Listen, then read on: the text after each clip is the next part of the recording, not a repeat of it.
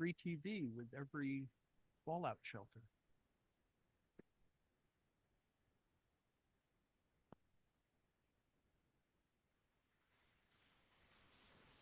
Okay. Hello. uh,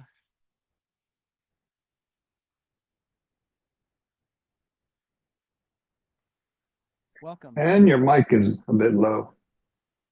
Sorry, I will yell louder. Is that better? Hello. Testing 1, 2, 3. Not too much better. Not too much better.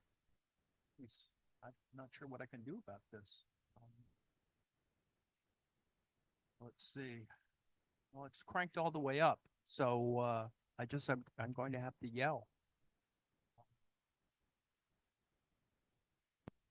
Everything is plugged in. Hello, testing 1, 2, 3. Oh well, we're gonna just Power through.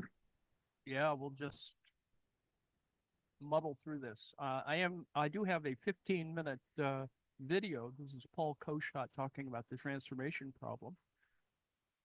I figured what I'd do is skip the kind of yammering that I've been doing, sort of preparing to talk about, well, what's the current status of the transformation problem, rather than go through this tedious history where we worry about whether there is some correlation between prices, value, and labor. And there's many ways to interpret it, and it's been used as the means to falsify or negate Marxian theory by saying, well, if labor theory of value is irrelevant, then therefore Marxism is irrelevant, and et cetera, which is pretty obtuse, but it's there. But the point is, of course, that Engels is, if you're going to blame anyone, I suppose you would blame Engels. Engels, the editor of Volume 3, hinted that since 1894, an alternative way to look at the matter, view with the pure Marxian law of value, Volume 1, and the transformed prices of Volume 3 applied to different periods of economic history. In particular, the law of value would have prevailed in pre-capitalist exchange economies from Babylon to the 15th century, while the transformed prices would have materialized under capitalism. And your mic is getting fainter and fainter, and fainter and fainter. I don't know what else to do.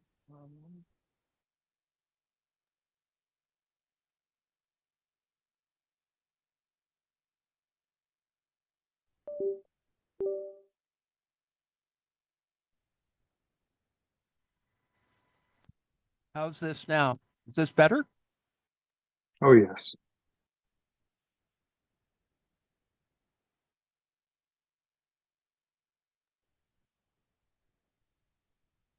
Testing 1, 2, 3. Testing 1, 2, 3. There you go. Perfect. Anyway, there are several schools of thought. Among those who see themselves as upholding or furthering Marx on the question or transformation of values to prices, or modifying his theory in ways to make it more consistent. And what some people, and I'm not going to go through the whole business here because it is long, tedious. People have spent several decades arguing this through. The temporal single system interpretation of capital, which has been advanced by people like Alan Freeman and Andrew Kleiman, among other folks. And there's a whole kind of group that sort of follows this as though it were a reasonable set of arguments, when you don't have to necessarily put in all the mathematical restrictions in order to get it to work. You sort of make these other kinds of judgments using either different scale variables or other kinds of arm waving, mathematical arm waving. But modern traditional Marxists argue that not only does the labor theory of value hold up today, but also that Marx's understanding of the transformation problem was in the main correct. Andrew Kleiman claimed that using the TSSI framework, simple reproduction and uniform profitability do require that supplies equal demands, but they can be equal even if the input and output prices of period one are unequal. Since the outputs of one period are the inputs of the next, what is needed in order for supplies to equal demands is that the output prices of period one equal the input prices of period two. But they're always equal. The end of one period is the start of the next. So the output prices of one period necessarily equal the input prices of the next period. Once this is recognized, Bordewitz's proof immediately fails was first demonstrated in Klein in 1988. Now, as was mentioned in many different spots, it will even be mentioned by Paul Koschott in the probabilistic interpretation of Marx advanced by Emanuel Farhun and Moshe Machover in Laws of Chaos. We talked about this several times. The 1983 text, because they start using a different set of kind of dynamics that borrowed from gas law, let's just say. They dissolve the transformation problem by reconceptualizing the relevant quantities as random variables. In particular, they consider profit rates to reach an equilibrium distribution, a heuristic analogy with the statistical mechanics of an ideal gas, leads them to the hypothesis that this equilibrium distribution should be a gamma distribution. Finally, there are Marxist scholars, Anwar Sheikh, Makoto Ito, Gerald Dumenil, and Dominique Levy and Duncan Foley, who hold that there exists no incontestable logical procedure by which to derive price magnitudes from value magnitudes, but still think it has no lethal consequences on Marx's system as a whole. In a few very special cases, Marx's idea of labor as the substance of exchangeable value would not be openly at odds with the facts of market competitive equilibrium.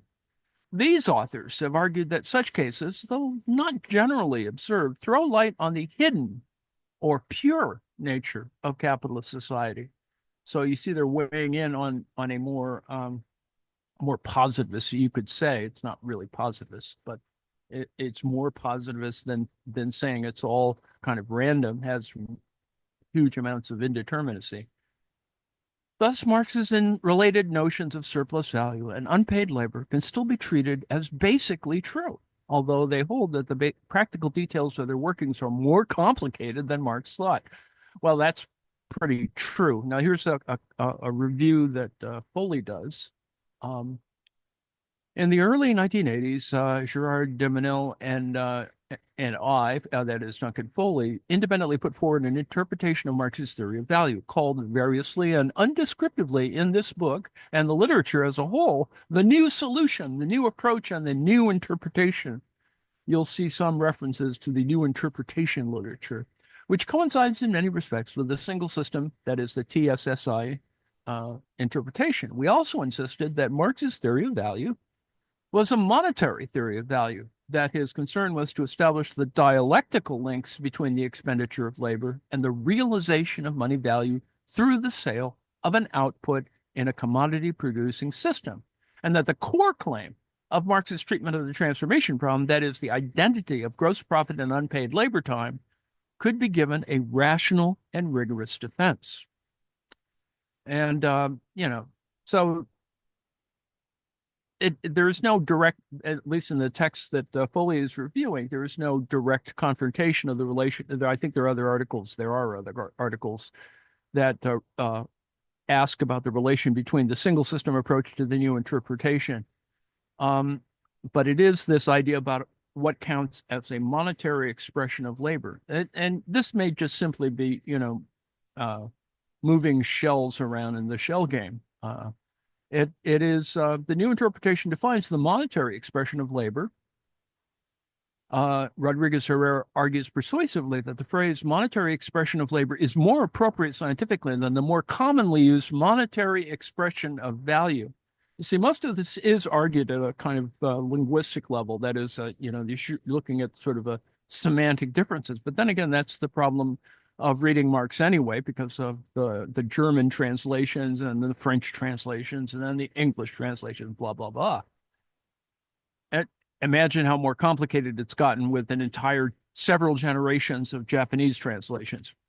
And I will approach his usage here. In any commodity producing economy, in any time period, as the ratio of the money value to the net product at market prices, which I will refer to, that is fully, refers to as the accounting value added, and it's the same as the net domestic product and national income accounting terms, to the living labor time expended in production. This definition is operational, establishes the labor theory of value as a framework in which testable hypotheses about capitalist economies can be framed. When this definition is combined with assumptions about the evolution of the monetary expression of labor, it leads to complete predictive and explanatory models of price formation in capitalist economies. Now, that's a lot of assumptions. It's a lot of mechanics going on. And Kleiman writes a book on reclaiming, Marx's Capital, and the whole book, all 250 pages of it is, and it may be opaque to you because it is a kind of inside, a very internal, and it may be talking about minutia, the question of internal inconsistency in Marx. But you want to sort of beat it into the ground, and Kleiman does precisely that, particularly starting with the analogy of the lion and the statue, using Aesop's fables. Maybe not the best way to proceed forward, but what he essentially is doing is trying to work through the TSSI, and the specific way in which this book seeks to reclaim Marx's Capital requires some explanation. It'll be helpful to first say what the book is not about. Although it contains some relevant background material, it is not a primer on capital or Marx's value theory. Its purpose is not to provide an overarching interpretation of capital. The TSSI is simply an interpretation of two quite limited aspects of Marx's value theory. That's pretty much what it is. It does not promote a particular view of capital's significance for us today, or even defend it on the ground that it remains significant. Kleiman is writing, I do believe that capital remains significant. I would not have written this book if I thought otherwise, and I have reasons for this belief, but the way in which this book tries to reclaim it is quite different. I do not claim that Marx's value theory and his associated theories of profit and crisis are fundamentally correct, much less correct in every respect, nor do I argue in the present work that they are substantively or methodologically superior to the alternatives. Similarly, my goal is not to promote the TSSI over other interpretations of Marx's theories of approach to economic understanding and analysis. I am well aware, moreover, that the issues I discuss here are not the main themes of capital or even of Marx's value theory. That value and price are determined temporally and independently is certainly not what Marx's value theory is really about. My intention is not to privilege these aspects of his theory over others, nor even to argue that they are important in some broad sense. Similarly, the reason why this book focuses on the quantitative dimension of Marx's value theory rather than its qualitative dimension, which is a swipe at value form, is not that I regard the former as more important. I regard the two dimensions as necessary parts of an inseparable whole within which the qualitative dimension is the more important one. So what does this book seek to do? Its aim is to reclaim Marx's Capital from the myth that his value theory has been proven internally inconsistent. It argues that the conclusion Marx deduced on the basis of his value theory are logically valid. I assess the standard interpretation of Marx's value theory, the TSSI, and other interpretations only in terms of their relative success in making Marx's own theory make sense, not only as theoretical approaches in their own right. In short, this book is purely and simply about the question of internal inconsistency. That alone may be have a logical problem. It is important not to confuse logical validity with truth. Logically valid arguments can have false conclusions if they begin from false premises. Critics of the TSSI, the temporal single system, whatever interpretation, often seem to be confused about this. For example, Veneziani recently asserted that the literal truth of all of Marx's propositions is claimed by proponents of the TSSI, even though we have frequently made clear that we've never said that Marx's contested insights are necessarily true. We simply say that the claims that his value theory is necessarily wrong because it is logically invalid are false, which gets us, that's a real twister there. So there is, I mean, if you can sort of prove some kind that there is no internal inconsistency, you can then go to the next step, which is to sort of work on falsifiable issues or whatever. So, why have I mentioned all of this? Because it's still worth talking about, even if some of the elements of it are become more obscure as some of the terms become more obscure. So I included segments of an article by Samir Amin, Contra, Hart, and Negri, Multitude or Generalized Proletarianization, which raises the larger question about labor itself. That is, what is labor? What is what are proletarians, particularly in the light of certain post-structural theories that would refer to them as the multitude. And I think the money quote is, the long-term imminent tendency of capital accumulation, triumphant from the second half of the 19th century, is to proletarianize, that is, to transform the diverse members of the common people, the plebes, the multitude, into sellers of their labor power to capital, either really or formally, as Marx has analyzed it. To be proletarian is a new status, one that is continually changing and that continues to develop up to the present. And in fact, this is a important element because it relates to this idea that, how is it that we look at the substitution of labor in terms of fixed versus variable capital, other kinds of sort of analogies that we might make along in the system. So there's a whole thing here, and I suppose I put it in here because Negri recently passed away, and he proposes a Department 3, which supplements Department 1, the production of goods and services for production, and Department 2, which is production of goods and services for final consumption. So you can see already that you have a kind of productionist bias if you're going to introduce more departments.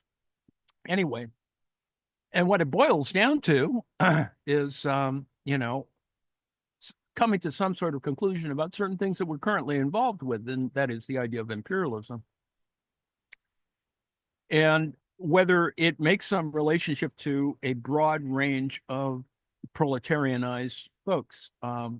Imperialism is nothing other than the totality of the economic, political, and military means mobilized to produce the submission of the peripheries today as yesterday. Pretty much that kind of is what it ultimately boils down to. And the conclusion of the article, which I think is useful, to make some generalizations about, how is it that the proletarians exist? Alienation and proletarians, that is consumerism, retard the maturation of the anti-capitalist consciousness necessary to go further. In other circumstances, capital succeeds in forming the movement and guiding its orientation. We have seen multitudes support fascism, kind of where we are now. And let's see. I included an article by John Bellamy Foster on degrowth, because degrowth sort of represents an example of trying to work through some of this problem, partially because degrowth at one level, degrowth is an important idea, that is to seek a kind of steady state solution to economic growth. Elsewise, things like the climate will never come under control. And the idea of a degrowth is still and will continue to be, you need to always sort of frame it as it's not about austerity. It isn't about stopping growth.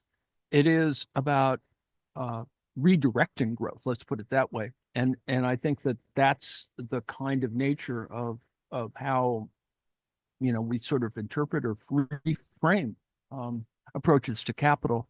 Now, one of the sub-issues of this, of course, is that certain elements, when you talk about the ecological crisis, are problematic because at every moment, and without going into the tedious details, there are theories about this. I think it's what Jevons paradox or whatever. There are elements that would suggest that any move that you make to create ecologically sound ideas using sort of a sort of a neoliberal framework, are inevitably going to, just push capitalism further. So what the implication of a significant amount of this literature is that there has to be something more substantive rather than simply a move to constrain growth in certain ways, but rather to be really actually serious about it. To choose more radical solutions, and that's the kind of sort of sets of ideas I think that are the background against which eco-socialism, et cetera, are all being argued. Is that at what moment do we truly cope with the fossil fuel issue? Because it's really not about so many other things. The most dominant problem related to climate crisis is fossil fuel. It can be shown, doesn't have a Marxist spin to it. It's the data tells us that that's exactly the reason. And it is about finding new fossil fuel solutions. Anyway, Bellamy Foster talks at great length about, whether it's feasible or not. And then given that wealthy countries are already characterized by ecological overshoot, it's becoming more and more apparent that there is indeed no alternative, as Sweezy emphasized, but a reversal in the demands placed on the environment by the economy. This is consistent with the argument of ecological economist Herman Daly, who has long insisted on the need for a steady state economy. Daly traces this perspective to John Stuart Mill's famous discussion of the stationary state and his Principles of Political Economy, which argued that if economic expansion was to level off, as the classical economists expected, the economic goal of society could then shift to the qualitative aspects of existence rather than mere quantitative expansion. Not as simple as that, obviously, but you sort of get the sense of what needs to happen. And Bellamy Foster here is asking, well, is there a steady state capitalism? There's a certain moment when you sort of demand that things don't grow, that is going to be a big issue politically for lots of people. Degrowth as such is not viewed, even by its proponents, as a stable solution, but one aimed at reducing the size of the economy to a level of output that can be maintained perpetually at a steady state. This might mean shrinking the rich economies by as much as a third from today's level by a process that would amount to negative investment, since not only would new net investment cease, but also some, not all, worn out capital stock would be replaced. A steady state economy, in contrast, would carry out replacement investment, but would stop short of new net investment. As Daly defines it, a steady state economy is an economy with constant stocks of people and artifacts maintained at some desired sufficient levels by low rates of maintenance throughput. That is, by the lowest feasible flows of matter and energy. Needless to say, none of this would come easy given today's capitalist economy. In particular, he mentions Gerald Latouche, which may be viewed as exemplary. The European degrowth project is beset with contradictions, resulting not from the concept of degrowth per se, but from his attempt to skirt the question of capitalism. And, goes through a long thing in here. There is possible some way to do this, but it is problematic. Can you internalize costs within the present day capitalist economy? It gets a little weird, but I do ask at the very end whether it can make systemic structural change. And as Bellamy Foster notes, the real problem in the global periphery is overcoming imperial linkages, transforming the existing mode of production and creating sustainable, egalitarian productive possibilities. It's clear that many countries in the South, global South, with very low per capita incomes cannot afford to grow. But could use a kind of sustainable development directed at real needs such as access to water, food, healthcare, education, etc. See Brazil. This requires a radical shift in social structure away from the relations of production of capitalism and imperialism. And, you know, you could argue, as Bellamy Foster argues here, Cuba, as the Living Planet report has indicated, is the only country on Earth with high human development and a sustainable ecological footprint, which will make all kinds of people crazy. And you just, if Biden said that, just there'd be hell to pay. But, that's kind of an interesting idea or fact.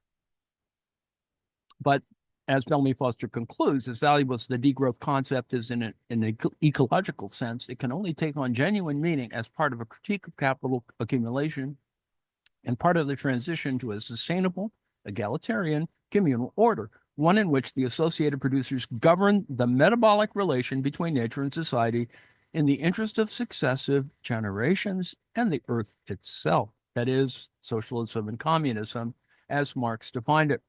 And so David Harvey, among others, have talked about a kind of co-revolutionary movement. Can you bring together the traditional working class critique of capital, critique of imperialism, the critique of patriarchy and racism, and the critique of ecologically destructive growth all together? And, here the object would be the creation of a new order in which the valorization of capital would no longer govern society. Socialism is useful, E.F. Schumacher wrote in Small is Beautiful, precisely because of the possibility it creates for the overcoming of the religion of economics, the modern trend towards total quantification at the expense of the appreciation of qualitative differences. In a sustainable order, people in the wealthier economies, especially those in the upper income strata, would have to learn to live on less in commodity terms in order to lower per capita demands on the environment. At the same time, the satisfaction of genuine human needs and the requirements of ecological sustainability could become the constitutive principles of a new, more communal order aimed at human reciprocity, allowing for qualitative improvement, even plenitude. Gosh, darn hippies.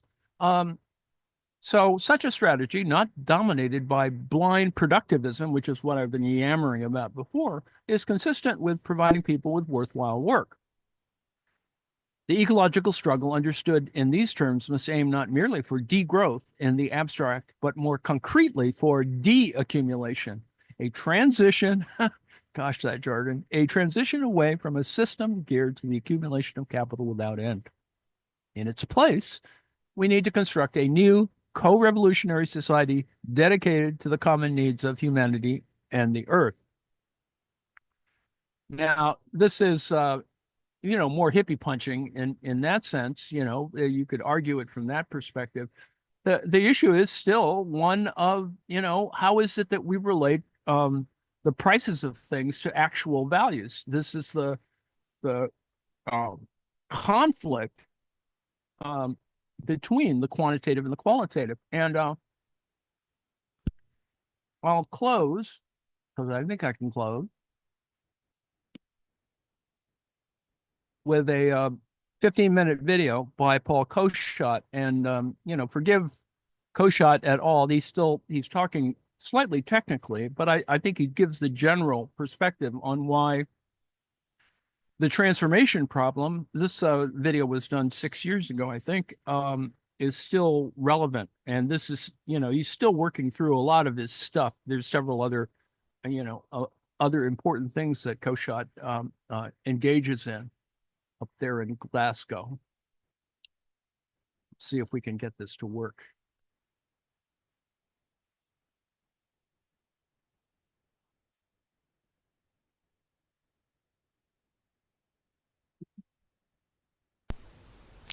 This is the second of my talks on the labour theory of value. Like the first, it is intended to be given in Belgium next month. In this part of the talk, I'm going to be talking about the transformation problem, something which has long been seen as a difficulty with the labour theory of value. And I'll go on beyond that to explain what the actual mechanism is that enforces the law of value. Now, what is this transformation problem? Transformation problem stems from an assumption that David Ricardo had made. Ricardo had assumed that the labour content of a commodity determined its price, but he also made another assumption, which was that the rate of profit in all industries will tend to equalise. But if profit comes from labour, then labour-intensive industries would have to have a higher rate of profit, which would contradict Ricardo's second assumption. Now, Ricardo did some calculations to the effect that he expected prices to be something like 93% determined by labour content, and that the effect of profit equalisation would be at most to introduce a 7% error. Well, the empirical data actually shows that labour theory of value gives somewhat better accuracy than Ricardo had anticipated. But in the 19th century, before any empirical data had been collected, this was seen as a serious flaw of Ricardo's theory and helped to discredit it.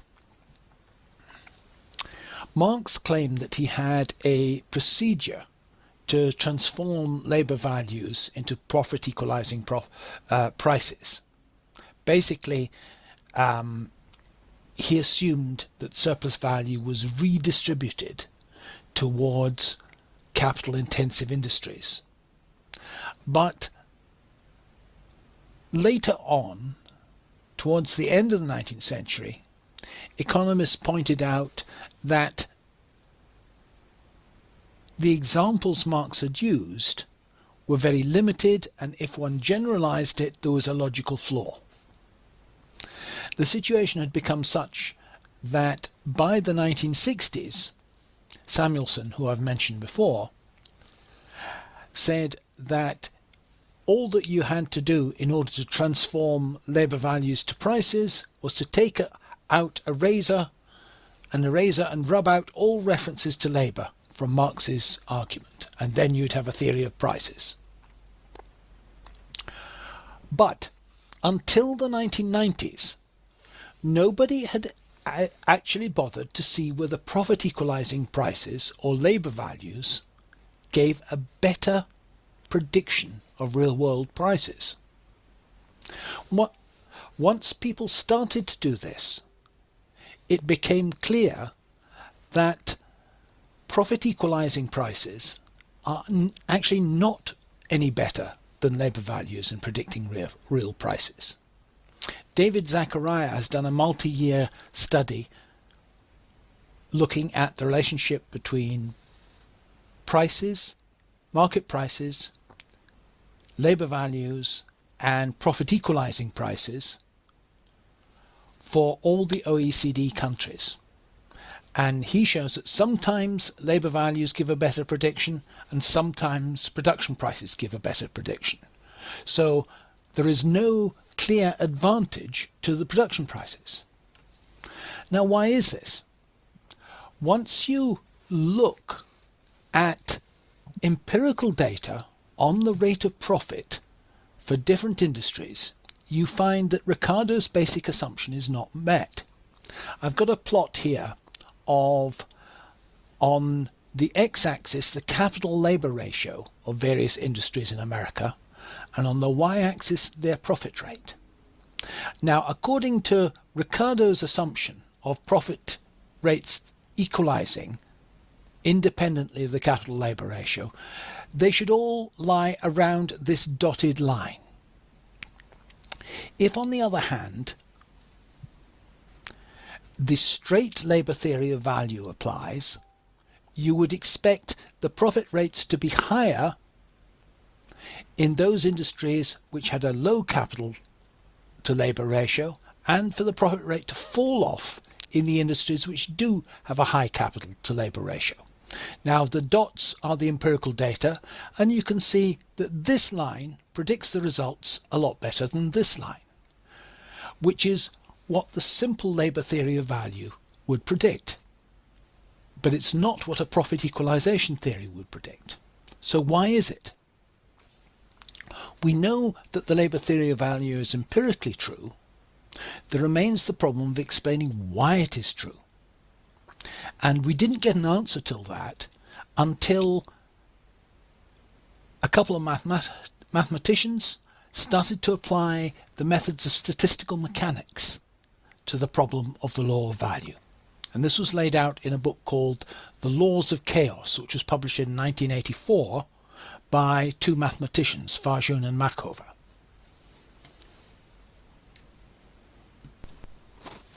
Okay, Farjun and Markova give a statistical argument, and rather than deal with formulae, I'm going to show it to you by using a simple graphical diagram. So I start off by drawing an XY axis here. We then say, what are these axes? Well, the vertical axis is the probability of something occurring, and the horizontal axis is the ratio between the price of something and the integrated wages required to produce it. Now, the integrated wages are the wages required to produce it directly, and then the wages of all that were required to produce all its components. So it is something very similar to the labour theory of value. The integrated wages are very similar to labour contents. Now, they argue that in a chaotic system like the capitalist economy, the ratio of price to integrated wages will be normally distributed. It'll fall on a bell curve like this. The diagram I've shown shows a mean of about 1.5, which is what we find empirically. They had suggested the mean of this distribution would be 2. In fact, it's somewhat lower than that. It would be 2 if, in Marx's terms, the rate of surplus value is 100%. If the rate of surplus value is 50%, you get a mean of 1.5. Why is it normally distributed? Well, normal distributions occur widely in phenomena that we measure, and in general they exist in any phenomena which is the result of a sum of many independent, semi-random or random causes. And a chaotic system like capitalism means that a given price is bound to be the result of many independent processes acting at once, which are uncorrelated, and therefore you expect a normal distribution. The question then comes is, what is the mean of the distribution, and how widely spread is it, or what is its standard deviation, which are the two characteristics of the normal distribution? Well, if the thing is too spread out, you will find that there's a certain probability that firms have a psi less than 1. Now, a psi less than 1 means that the firms are selling a product not only for less than what it cost them to make, but less than what it cost them and all their suppliers to pay in wages. So that's a very unlikely situation for a price to be that low. The firm will certainly fail if it's selling things at such a low price. So this is what I've shaded off here as the zone of bankruptcy. Now, how many firms can we expect to be in this region? Well, in the diagram I've said Okay, I've assumed less than 5% are in this region. Well, that's a very generous assumption. They assume it's a much smaller percentage than that. But the basic assumption is that a very small percentage will be in the bankruptcy zone. The effect of that is to squeeze this normal distribution so that only a small part of it occurs in the bankruptcy zone. They predicted from this that they could deduce what the standard deviation of this normal distribution was going to be, and from that they could calculate what the expected degree of correlation between prices and labour content was going to be.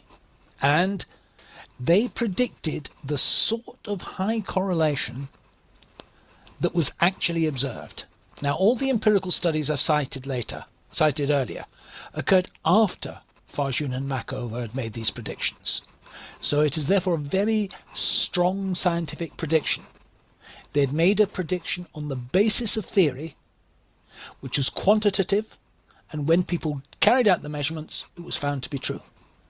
They also predicted that, contra Ricardo, profit rates would not tend to equalize. This was a result of their applying the formal methods of statistical mechanics, which were developed to analyze gases, which are a chaotic system with many, many, many independent variables, being the positions and velocities of the molecules in the gas, and applying that kind of mathematics to the capitalist economy, rather than applying deterministic mathematics, which is what economists had applied before.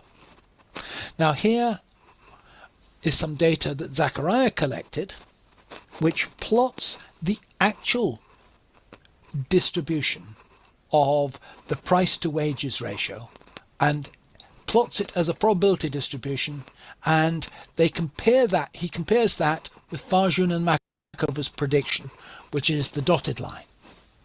And as you see, Farjun and Machover overestimated what the mean was going to be. The mean is somewhat lower. The effect of making the mean lower is that the whole distribution gets squashed and gets narrower, so that actually the correlation between prices and labour values becomes stronger.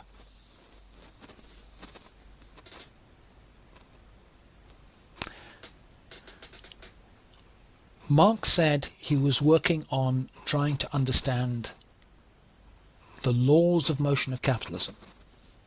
Now, that's a physics metaphor. It's arguable, I think, that there are quite a few physics metaphors in Marx's analysis. It's arguable that his analysis of the value form is based on what in physics we would now call a symmetry or conservation law principle. But this work by Farjun and Machover was the start of what's now called econophysics, and it is the systematic use of modern physics, mathematics and statistics to say things about the laws of motion of capitalism. The great thing about it is it makes prior quantitative predictions, it makes predictions that allow for empirical testing, and it's been verified by tests. And it's therefore an outstanding example of modern Marxist science. It applies the scientific method in its full rigour and produces strong results, strong testable results. The lessons we draw from this are that the basic hypothesis of the labour theory of value is strongly borne out.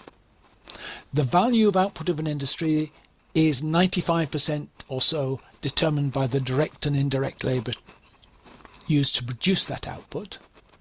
The old argument of socialist economists from Gray to Marx that profit is based on exploitation is justified, and the labour theory of value itself should be the basis of all socialist economics. So there,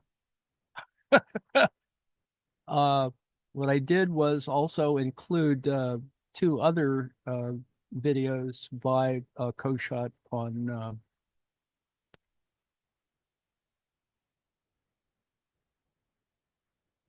a couple of other things from about the same period. And at some moment, we actually have to sort of consider, well, I would like people to consider them. I hope that you'll take some time. I included this first example where he reads from a paper on, or this is actually the Ian Wright one. Then there's, I think well, no, I put the two videos in a different version of this. I didn't save it properly. Sorry. Anyway, the point holds still. It's there's a series or trio of videos during the same time that Cont'd does consider a couple of other related areas that are worth your attention, I would assume. Now, I've used up my allocated time, and so I will, I hope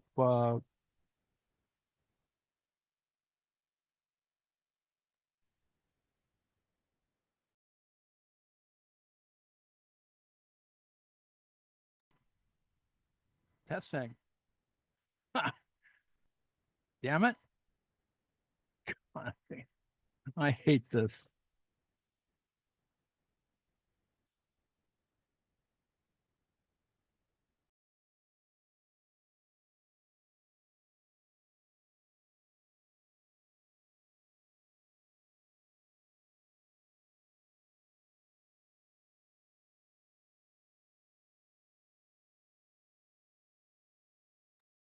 All righty. I think I muted myself, so I hope there were some questions or comments. I return you to your regularly scheduled program.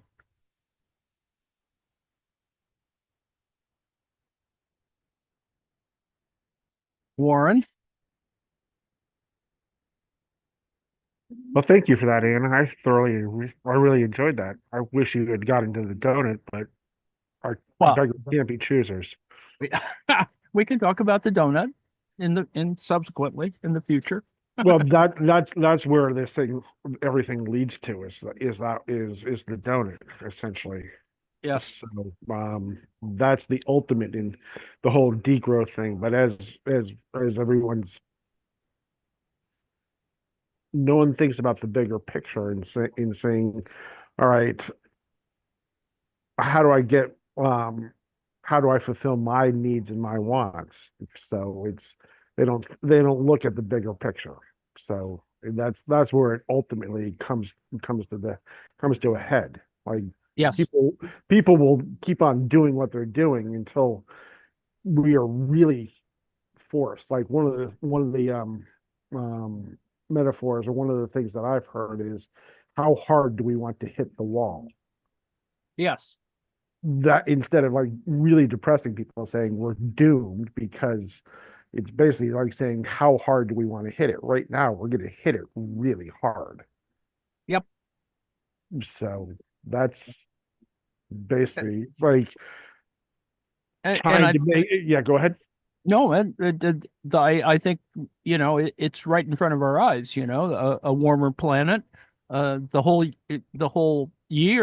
calendar year was hotter, I mean, that's not an anomaly. True.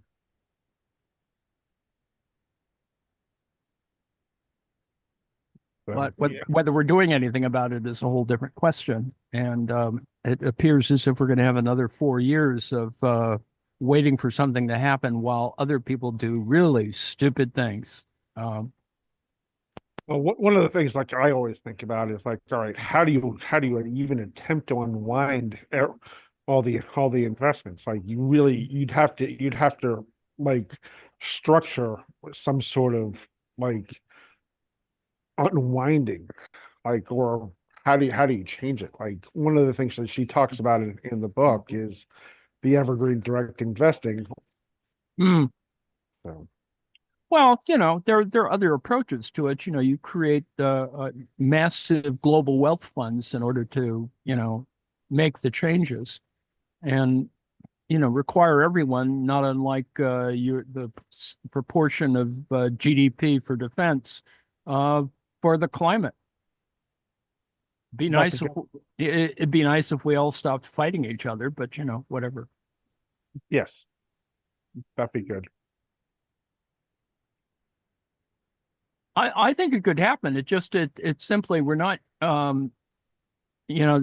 we're still dividing things on national levels, or at least on divisions of the way in which capital operates. And when you look at Belt and Road is actually a pretty strong entity when you think about it. When you look at the number of countries participating in Belt and Road, it's a fairly big challenge.